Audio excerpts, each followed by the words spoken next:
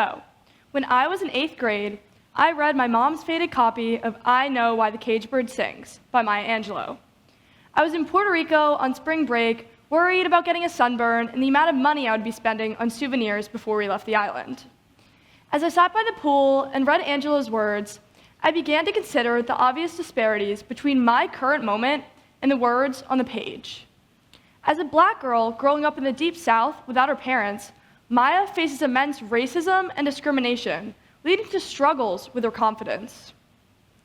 The many personal, financial, and racial struggles Maya contends with are far from my experience growing up here in Chatham. But I knew Maya, and the words on the page were her real experiences. By looking into Maya's life through her eyes, I was able to put myself in her world. A world without a loving mother and father, a world without gifts of books every Christmas and birthday, and a world where my future and education were not a guarantee. My parents have always taught me the importance of reading, giving me the tools to become a better person and understand what those around me are going through. Reading has allowed me to stop judging others and get curious about the lives of those around me. Reading forces us to reach into the lives of those unlike us and reconsider our own preconceived notions of how to lead and how to live. Honestly, I think that reading is the best way to build empathy. So, let's define empathy. Empathy is the ability to understand and feel the emotions of those around us. We practice these skills as we go on the character's journey in novels. And when we are really reading, not just staring at the words on the page, we are transported into the character's world along with our emotions. And we are able to feel what the characters themselves are feeling. This is scientifically proven. A study reported by the American Psychological Association found that readers of fiction showed a significant increase in empathy levels during and after periods of deep reading. Deep reading is a state of truly being inside a story, right? I mean, didn't you feel cramped when Harry was in that closet under the stairs? Deep reading triggers our emotions. When the character goes through a hardship, we feel for them, practicing empathy. For example, when Maya was told by a dentist that he would rather stick his hand in a dog's mouth than fix her tooth because she was Black, I was exposed to the deep racism she experienced and the pain she felt due to that horrifically racist comment. When we read about those unlike us, we're better able to understand that the people around us are going through difficult things and that we can never truly know the full picture. Reading makes us more enlightened and understanding individuals. Even the Harvard Business Journal agrees, reporting that reading is strongly correlated with higher levels of emotional intelligence, including empathy, understanding of others, and deep thinking. These social emotional learning skills are crucial to all aspects of our lives, including our jobs, our work as students, and our connections with others.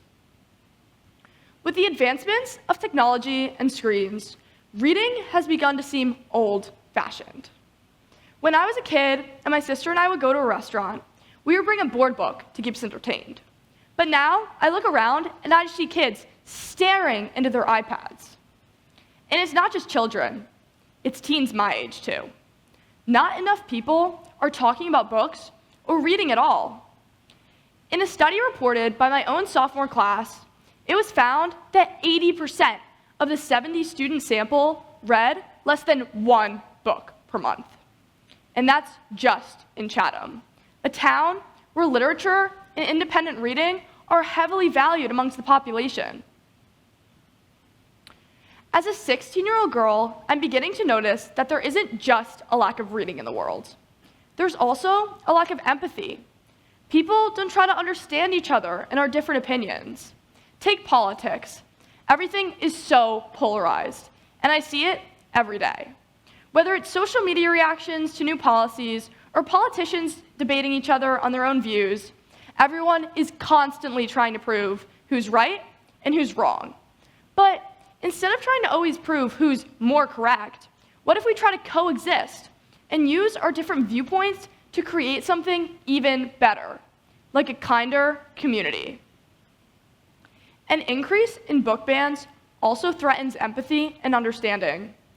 In early April, I Know Why the Caged Bird Sings was taken out of libraries at the American Naval Academy, limiting the future fighters of our nation from eye-opening words on the page.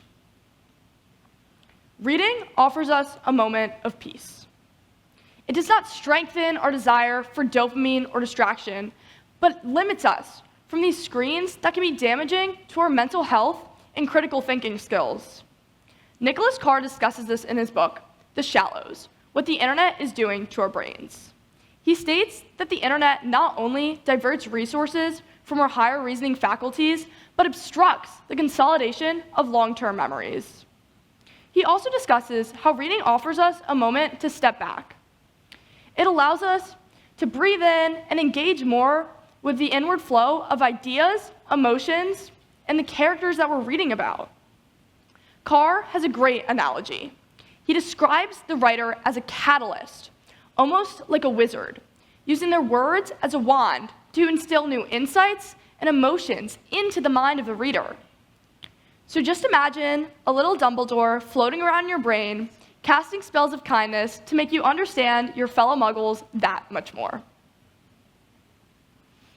Reading offers an escape from the digital world and worries of our everyday lives, just like it did for Maya when she met her mentor, Mrs. Flowers. Feeding Maya lines of poetry and homemade cookies, Mrs. Flowers was able to guide Maya towards finding her voice. But what if Maya didn't have poetry and had a phone instead? We know that the earlier you read to a child, the better. We know that reading is strongly correlated to empathy, emotional intelligence, and overall IQ levels. But still, we hand more and more young screens to our young kids. I'm no parent, but I am a young adult, and I worry about the future of my generation and our screen usage. So what are we doing? Is it that much simpler to reach for a phone than to reach for a book? Can we begin to notice this, rethink this, and challenge ourselves to become more literate beings? When my friends and I go to a restaurant, we'll put our phones in a phone pile so we can be more present with one another. And I wonder if we can do this more and relate it to other activities. I mean, out of sight and out of mind. If we're finally able to put our phones down, we'll be able to do things without getting distracted so easily. For example, when we go to relax at home, we'll take our shoes off, put our hair down, maybe wipe some makeup off. But why don't we put our phones away too? Also, can we read more books in schools? I only ever really read books in English class, but why not science or history? There are so many great books out there that could work to make the classroom and life much more engaging. And there are also so many parts of our day-to-day lives where we should be reading more, which could work to make the world a much more empathetic place. I mean, imagine if everyone in this room reached for a copy of I Know Why the Caged Bird Sings.